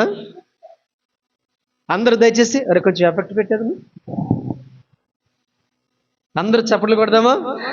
మా దేవా నీవే మా తోడుంటే అంతే చాలును, అపవాది తలచిన కీడులన్నీ మేలైపోవును. మా దేవా నీవే మాతో అంతే.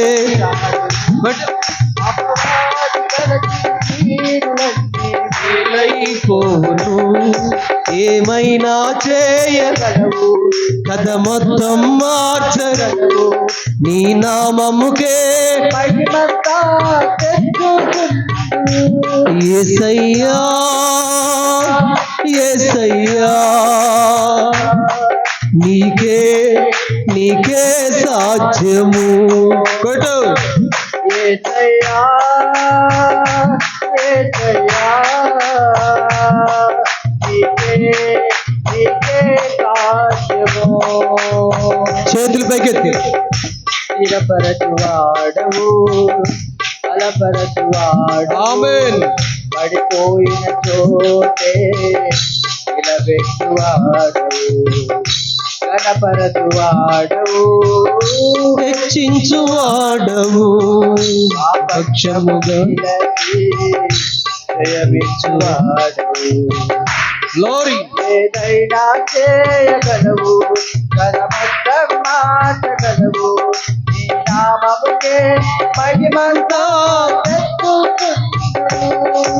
ఏమైనా చేయగలవు, ఆమేన్. గణమంతం మార్చగలవు, నీ నామముకే మహిమంతా బాగానే కొడుతున్నాను. వాళ్ళు కొడుతున్నారా? నేను చరణం కొంచెం మళ్ళీ ట్రాక్ చేశాను. చరణం పాడదాం. చేతుల పైకి ఎత్తండి. ఏమ్మా, ఈ పెద్ద కష్టమైన పదాలు కాదు, చాలా సింపుల్ పదాలు పాడాడు ఆయన. కానీ పాట నిజంగా అమ్మో ఎంత హైలైట్ అయిపోయిందంటే మామూలు హైలైట్ కాదన్నమాట. అందరూ పాడదాం. అందరూ పాడదామా? పాడదామా వద్దా? ఆమె ఇక్కడ బతుకున్నారా? బతికే ఉన్నారా లేకపోతే ఏమ్మా? అందరు చేతుల పైకి ఎత్తండి. అందరు పైన కొడదాం. మా దేవా నీవే మా తోడుంటే అంతే చాలును, అపవాది తలచిన ఇలైపోను. మా దేవా మా తోడుంటే అంతే చాలును, అపవాది తలచిన ఏమైనా చేయగలవు, కథ మొత్తం మార్చగలవు, నీ నామముకే మహిమంతా తెచ్చుకుందు. యేసయ్యా యేసయ్యా నీకే నీకే సాధ్యము. యేసయ్యా యేసయ్యా నీకే నీకే సాధ్యం. హల్లెలూయా. అందుకే నేనేం చెప్తున్నానంటే సేవకుల ముందు పోజులు కొట్టొద్దు. సేవకుడి దగ్గర ఎంత విధేయత కలిగి ఉంటావో అంతగా దేవుడు కృప అనుగ్రహిస్తుంది. నాకు చాలా బాధ అనిపిస్తుంది. అరే మేము ఆత్మీయుల దగ్గర మా చిన్నతనంలో అలా లేవే, అసలు ఎందుకు ఇలా దరిద్రంగా తగిలాడతారు విశ్వాసులు? ఎంత దరిద్రంగా. సేవకుల దగ్గర ఎంత తగ్గించుకుంటే, ఎంత విధేయత కలిగి ఉంటే అంతగా దేవుడు మనతో. మీరు బైబిల్లో చూడండి, ఒకళ్ళ తర్వాత ఒకళ్ళు ఎంత తగ్గించుకుంటూ వచ్చారో వాళ్ళు హెచ్చించబడ్డారు. ఎవరైతే హెచ్చించుకున్నారో వాళ్ళు ఏమయ్యారు? తగ్గించుకున్నారు. దేవుని సేవకుల దగ్గర మనం చక్కగా విధేయత కలిగి ఉండాలి. అదే మీకు ఆశీర్వాదం, అదే మీకు దీవెన. దేవుని ఆత్మ మనతో మాట్లాడుతూ ఉన్నారంటే ఆయన మాట్లాడుతున్న మాటలకు మనం ఎప్పుడైతే లోబడతామో ఇంకా మనకు మరుగైన సంగతులు దేవుడు ఇంకా బయలుపరుస్తుంది.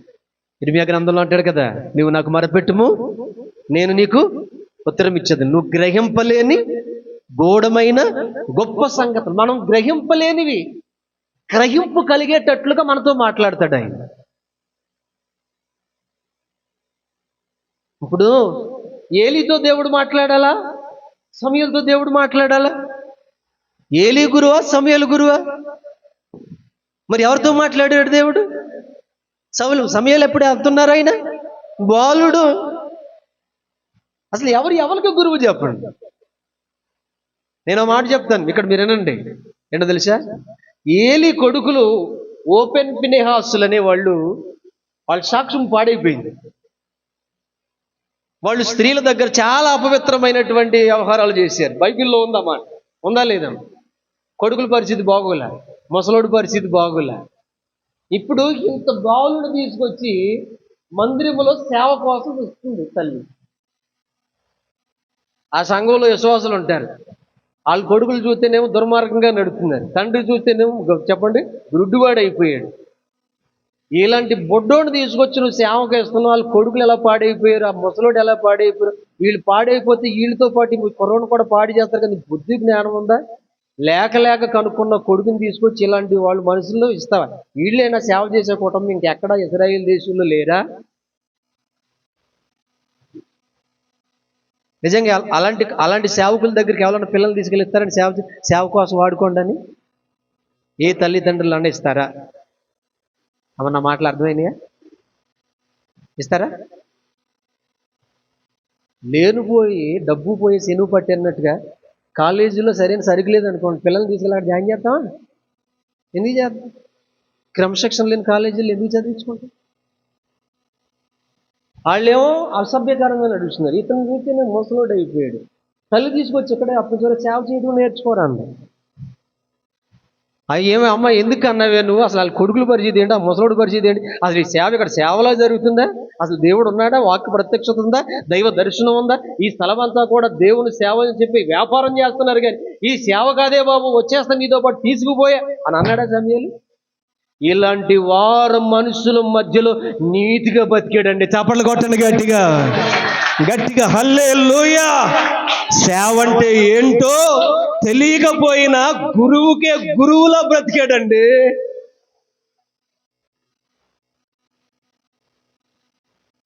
ఆ సేవకున్న రూపురేఖలు మార్చేసాడు. ఆ సేవను సేవగా చేసి దేవుని శక్తి ఎదుట నిలబెట్టాడండి. కొందరు దాన్ని పాడు చేస్తే బాలుడుగా నిలిచి సేవను నిలబెట్టాడు. అక్కడ వాక్కు ప్రత్యక్షత ఇతని ద్వారా మరలా స్టార్ట్ అయింది.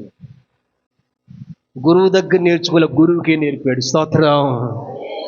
అలాంటి వాళ్ళు అవ్వాలి మీరు. వచ్చి వెళ్ళిపోయే వాళ్ళు అయితే చాలామంది ఉంటారు సంఘంలో. అమ్మో ఈ సంఘం బాబు, అసలు మేము మనుషులే, వీళ్ళు మృగాలు బాబు, ఇలాంటి సంఘాల్లో మేము ఉండము. ఏమంటే ఎక్కడికి వెళ్ళాం అలాంటి వాళ్ళు. సమూయేలు అలా బతికాడండి. ఓపెన్ ఫినెహాసుల్లాగా ఏలి ఇలా బతికాడా? సేవను మహిమగా మార్చుకున్నాడు కదా. ఏలితో మాట్లాడుతున్నాడు దేవుడు అని చెప్పేసి ఊళ్ళో జనాలు చెప్పుకోలే, సమూయేలుతో మాట్లాడుతున్నాడని చూడండి. బేర్షెబా నుంచి అక్కడికి దాను మొదలుకొని బేర్షెబా వరకు చెప్పుకున్నారంటే సమూయేలుతో దేవుడు మాట్లాడుతున్నాడట. పదండి మరలా సేవకి వెళ్దాం, పదండి దేవుని వాక్య ప్రత్యక్షత సమూయేలు ద్వారా పొందుకుందాం. ఇశ్రాయేలు దేశాన్ని ఒక అభిషేకంతో ఒక ఊపాడండి సమూయేలు దేవుని కోసం. ఎక్కడ నేర్చుకున్నావు సమూయేలు సేవ చేయటం అని అంటే? నేను దేవుని దగ్గర నేర్చుకున్నాను. ఏలి కొడుకులు నేర్పలా, ఏలి నేర్పలా, ఎవరు నేర్పారు సేవ చేయటం?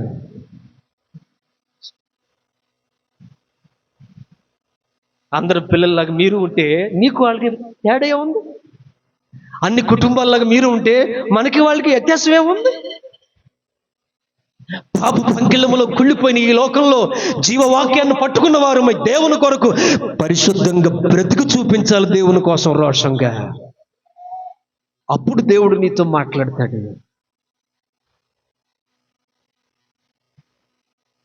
అసలు ఇంతంత పిల్లలు ఎంత నిద్రపోతారండి? సాయంత్రం నిద్రలోకి పోతే మళ్ళీ తెల్లవారిన తర్వాత స్కూల్ బస్ వచ్చింది లేగరా అని చెప్పేసి మీద పడి కొట్టినా కానీ సమూయేలు మందిరంలో నిద్రపోయాడా? నిద్రపోయాడండి. ఎందుకు నిద్రపోలేదు తెలుసా? దేవుని ఆత్మ అతను నిద్రపోనివ్వట్లేదు. ఎందుకు నిద్రపోనివ్వట్లేదు? ఏదో దేవుని మనసులో సమస్య ఉంది. ఈ ముసలుడితో చెప్దామంటే ముసలుడు ఎండు, ఈ కొడుకులతో చెప్దామంటే కొడుకు ఈనుడు. ఎవరికి చెప్పుకోవాలి? నా గుండెల్లో వ్యాధిని దేవుడు సమూయేలుతో చెప్పుకున్నాడు.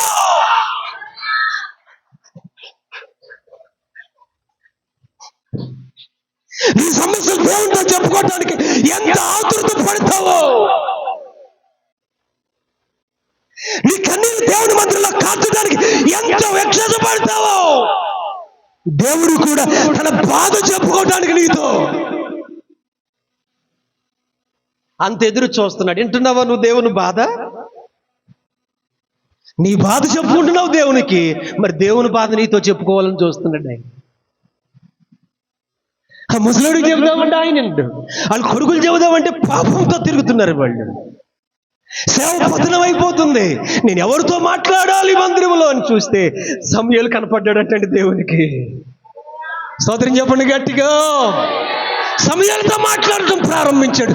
చనిపోయేదాకా సమూయేలు నుంచి వాక్కు ప్రత్యక్షత, ఆత్మ ప్రత్యక్షత, వైరాగ్యం, అభిషేకం ఎక్కడ తగ్గలేదు.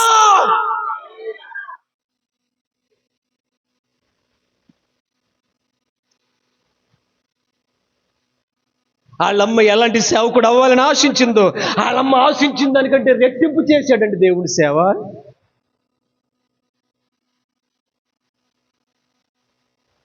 ఏలి దగ్గర ఎంత విధేయత కలిగి నిద్రపోడా? ఎందుకు నేను పిలవలేదు నిద్రపోరా అంటే ఆయన నిద్రపోడే? నిద్రపోనిస్తానికి దేవుని ఆత్మత నిద్రపోనిస్తుందా? నిద్రపోతున్నావంటే నీ ఆత్మ లేదు.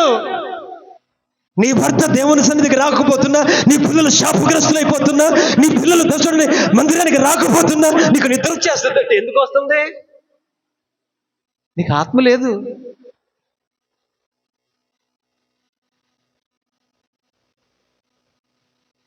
దేవుని మందిరానికంటే నీరసంగా వస్తారు. అదే ఏ పెళ్ళిలో పేరెంట్ వానండి పెద్ద పెద్ద అంచుచీరలు వేసేసుకుని వెళ్ళిపోతారు. మందిరానికి వచ్చేటప్పుడు మాత్రం అయ్యాక బాగా ముడతలు పడిపోయి ఉంటాయి చూసారా, బీరువాలో దొంతలు ఉంటాయి చీరలు. దేవుని మందిరానికి వచ్చేటప్పుడు ఎలా రావాలో తెలుసా?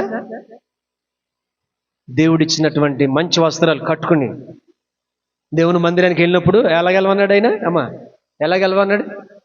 ప్రవక్తను జాగ్రత్తగా చక్కగా తయారై రావాలి, చిరగ్గా రాకూడదు, సెంటు రాసుకుని రావాలి, పరిమళ వాసనగా సంఘం ఉండాలని జనుల మధ్యలో. అంటే సెంటు రాసుకుని ఉండమంటాం కాదు దాన్ని భావం. దేవుడిచ్చింది ఎందుకు? అవున్నాయి కట్టుకోండి, దాచుకోవడం ఎందుకు? అవి పాతవైపోతే దేవుడు మళ్ళీ కొత్త ఇస్తాడు. స్తోత్రం. ఏం సేవ చేసాడండి శామ్యూయేలు, ఎంత గొప్పవాడయ్యాడండి. అంతేకాదు తెలుసా, అతను రాజులను కూడా తైలం పోసి, నా మట్టుకు నేను మీ నిమిత్తం ప్రార్థన చేయకపోతే ఆ రోజునే నేను దేవునికి విరోధంగా పాపం చేశానండి. అవి ఎంత ఏ స్థాయికి ఎదిగిపోయాడు చూడండి ఆత్మీయ జీవితంలో. అలా ఎదగటానికి గల కారణం దేవుని ఆత్మ అతని మీద ఉంది. ఒక పక్కన ఫిలిష్తీయులు ఇశ్రాయేలు సంపాలన వస్తుంటే, ఒక పక్కన ఇశ్రాయేలు శత్రు బెరడు చేత భయపడిపోతుంటే, పాలు విడవని గొర్రె పిల్లను తీసుకురమ్మని చెప్పేసి అక్కడ మిస్పాలో దేవునికి బలి అర్పిస్తే సమూయేలు చెప్పండి, ఇశ్రాయేలు యుద్ధం చేయక్కర్లేకుండా ఉరుములు నుంచి ఫిలిష్తీయులు పారదోలాడు అంటండి దేవుడు. అక్కడ ఎవరున్నారు తెలుసా? అభిషేక్తుడైన సమూయేలు.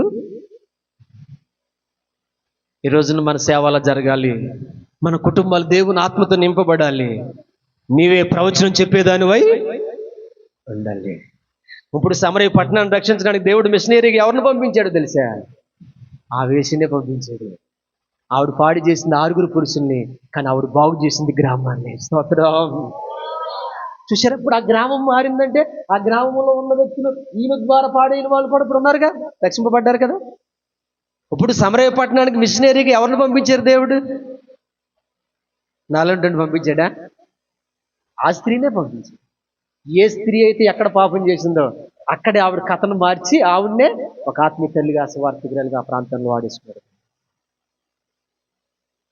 ఆ నీళ్ళు ఇమ్మని అడిగిందంటారు చూసారా, ఇప్పుడే వెళ్ళిపోయింది ఆ వాక్, వెళ్ళిపోయింది ఆమె. పోయిన వారం చెప్పానుగా, సిగురు మొద్దు గురించి చెప్పాను కదా, నీటి వాసన తగిలి ఎలా అది పుష్కలిస్తుందని. నిజంగా అద్భుతం. అలాంటి స్త్రీని ఎలా మార్చుకున్నాడు? మిషనరీ స్త్రీగా, సువార్త ప్రకటించే స్త్రీగా ఎలా మార్చేసాడో చూడండి దేవుడు. ముందు జీవితం ఏంటి, ఇప్పుడు జీవితం ఏంటి? ఇదే డిఫరెన్స్ మనలో రావాలి, ఇదే ప్రత్యక్షత మనలో రావాలి. దేవుని కొరకు మనలో ఒక వైరాగ్యం రావాలి. నీవు దేవుని కొరకు ప్రవచించే దానివై ఉండాలి, నువ్వు దేవుని కొరకు దర్శనం చెప్పే దానివై ఉండాలి, నువ్వు దేవుని కొరకు యవనస్తులు హెచ్చరించే దానివై ఉండాలి, దేవుని కొరకు నీ కుటుంబాన్ని కట్టేదానివై ఉండాలి, దేవుని కొరకు నీ సమయాన్ని హెచ్చించేదానివై ఉండాలి. ఎప్పుడు నేర్చుకుంటావు ఇవన్నీ? ఎప్పుడు ఈ వైరాగ్యం నీకు దేవుడు ఇస్తాడు? దేవుని కొరకు నువ్వు రావాలి. దేవుని ఆత్మను దూషించి మాట్లాడుతున్నావేమో, చర్య చేసుకోవాలి. దేవునికి మనం నేర్పేవారం కాదు, దేవుని చేత మనం నేర్పబడిన వారు. దేవునికి మనం సలహాదారులు కాదు, ఆయన చెప్తేనే వినాలి మనం. గుర్తుపెట్టుకోండి సంఘం, ఏమన్నా బిడ్డలారా, పరిశుద్ధాత్ముడు మనతో లేకపోతే మన సేవ వ్యర్థమే, పరిశుద్ధాత్ముడు మనలో లేకపోతే మన ప్రయాస వ్యర్థమే. పరిశుద్ధాత్ముడు మనతో ఉంటేనే మన జీవితం సార్థకం అవుతుంది. అట్టి కృప పరిశుద్ధాత్ముడు దేవుడు మనందరికీ దయచేయును గాక. మోకరించండి, ప్రార్థన చేసుకుందాం. ఓ ఫినెహాసులని వారి సేవను పాడు చేసేసారు. ముసలాయన చూస్తే దేవుని మాట వినడు, దేవుని వాక్యం ప్రత్యక్షత లేదు అతనికి. ఎవరితో నేను మాట్లాడాలి, నా బాధ ఎవరితో చెప్పుకోవాలని దేవుడు కలయి చూస్తున్నాడు అక్కడ. అప్పుడు బాలుడైన సమూయేలు దేవునికి కనపడ్డాడు. బాలుడైన సమూయేలుతో దేవుడు మాట్లాడారు. ఈరోజు నీతో వాక్యం ద్వారా దేవుడు మాట్లాడుతూ వస్తున్నాడు. ఈరోజు నీ పిల్లలు ఎక్కడున్నారు? నీ పిల్లల కోసం నీకు ఒక దర్శనం ఉందా? నీ పిల్లల కోసం నీలో ఒక భారం ఉందా? దేవుని మందిరంలో నీ ప్రవక్తన ఎలా ఉంది? పరిశుద్ధాత్ముడా నీ కొందనాలయ్యా. మోకరించండి తల్లి, మోకరించాలి దయచేసి.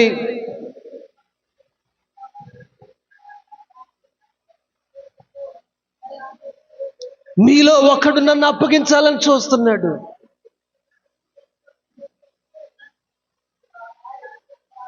నువ్వు దేవుణ్ణి అప్పగించే వ్యక్తివా? బాధ పెట్టే వ్యక్తివా? దుఃఖపరిచే వ్యక్తివా?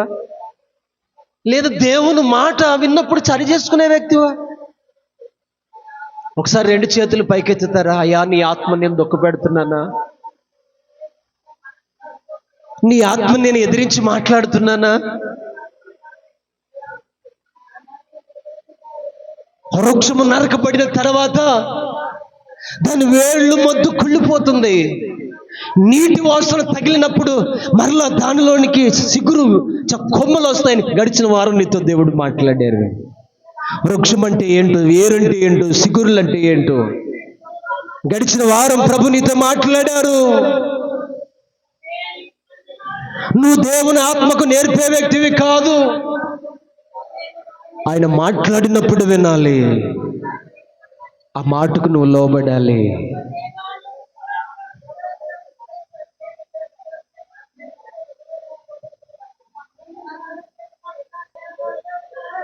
నీ ఆజ్ఞ లేనిదే ఏమైనా జరుగునా,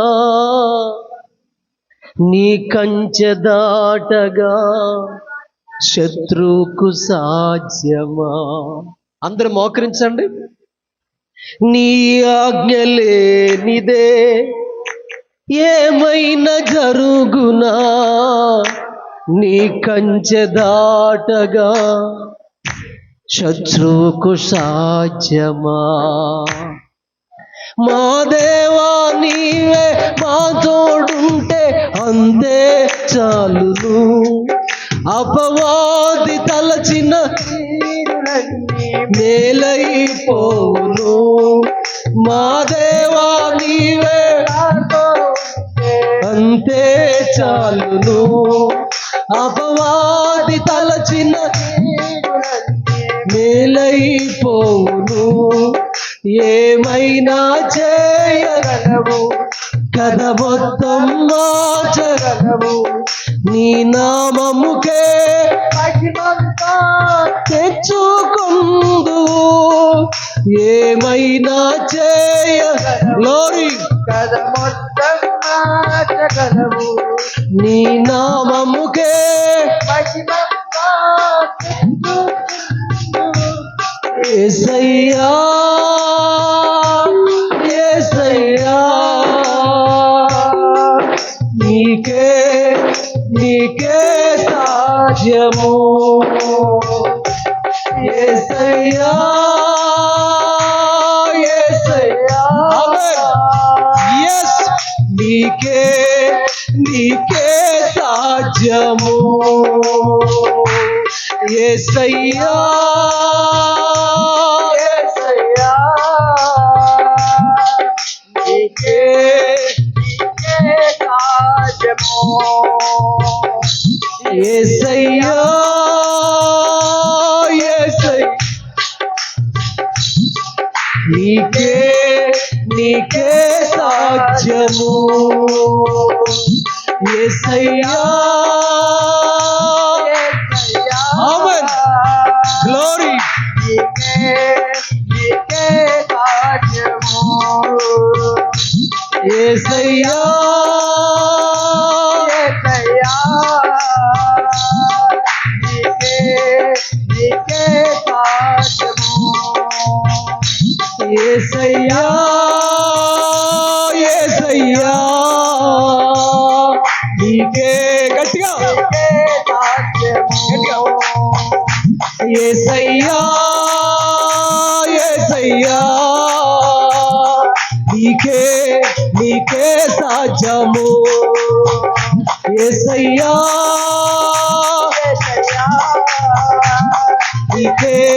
నీకే సాధ్యము యేసయ్యా.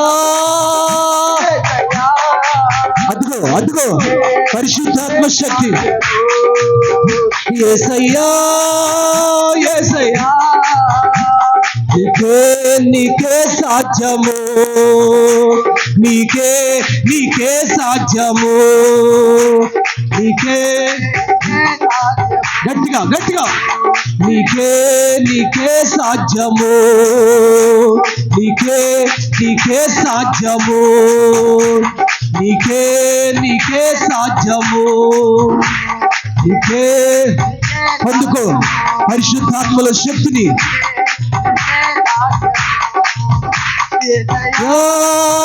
యేసయ్యా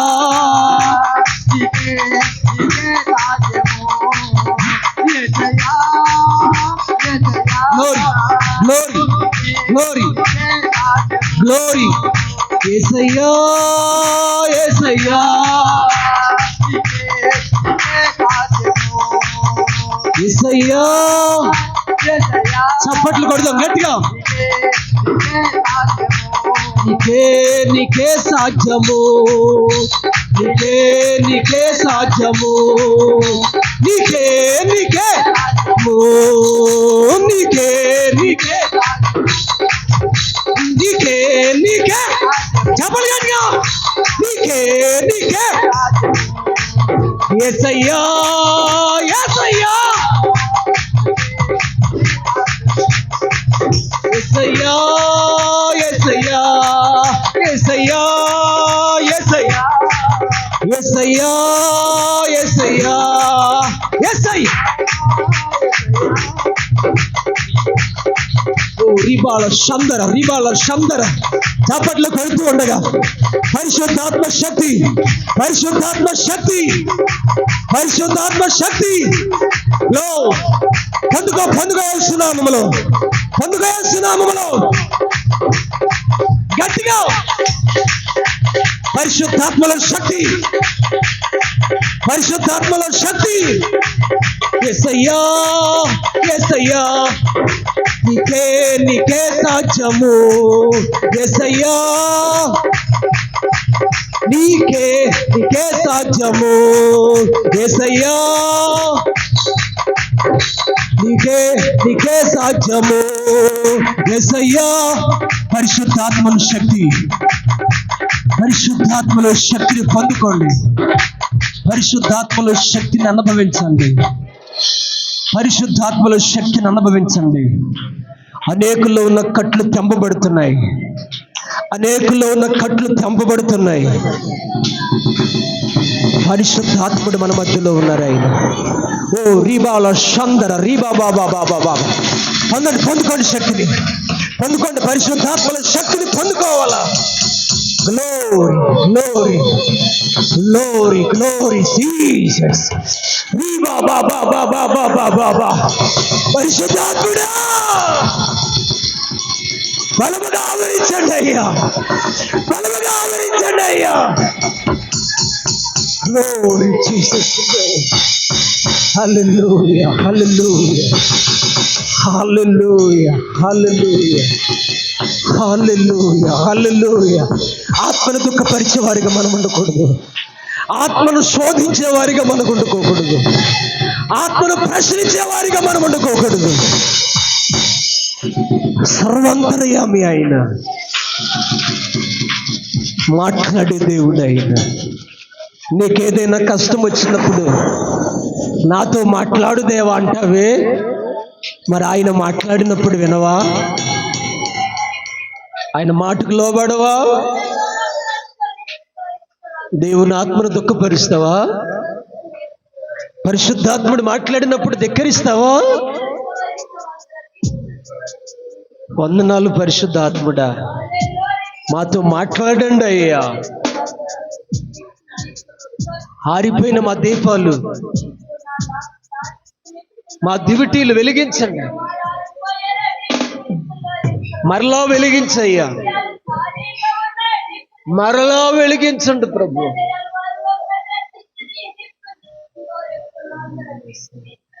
వాటిని పారదోలయ్యా.